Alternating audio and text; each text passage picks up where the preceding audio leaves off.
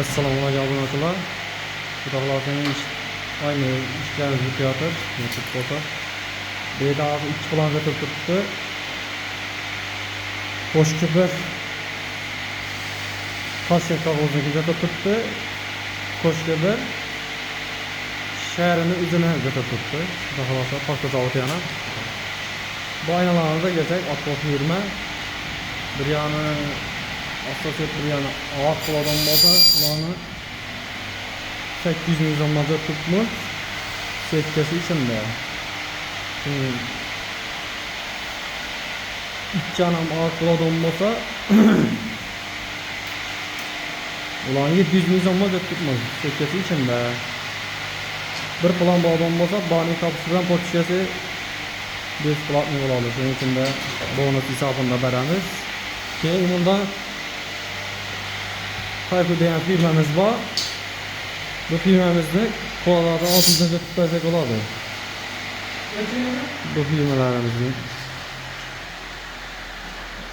bir yan ak, bir yan asosiyet bo'ladigan bo'lsa, ularni 700 ming so'mga yetib qo'yamiz obunachilar. Telefonlashadi. Bunda alyumin eshiklarimiz bor. Retbi bular qo'lida 800 ming so'mga. Keyin bu yerda balkon eshigimiz nerede na? Balkonu çattыңmы? Bunda balkon nasılsa plus bulan kvadratın 1 milyon özür tutarsak oladı. Yerinizde gördüğünüz abi. Benim içine metallı kaladı, onun metalı neydi? Metalına göz atıp bir tane. Yani içine metal koyuladı bunun içine. Metalını görevenler.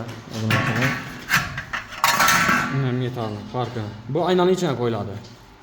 Bu kapının içine koyuladı. Köpleri ustalar kapının içine koyuyorlar. Biz o iş ne kendimiz içine koyamız. Kvadratını 1 milyondan ötüp veremiz.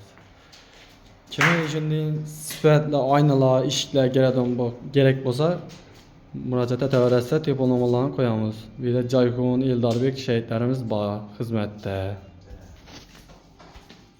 Laminat işlerimizden ötemiz laminat, temir, aqua. Hem meşinden bağlıcadır. Yine sifatli işlerimiz. Onaçılar yine arkadaşlık gözetemem. İş sifatli neresine gap buluşu mümkün emas. Vergen başlarından göre var. Kaksik. Çok işlengen. İyi olsa. Kuda kalacağım bir yerine altı set koyup veremiz bir yerine. İş sifatini gördüğünüz gibi yalda duruşum. Onaçılar.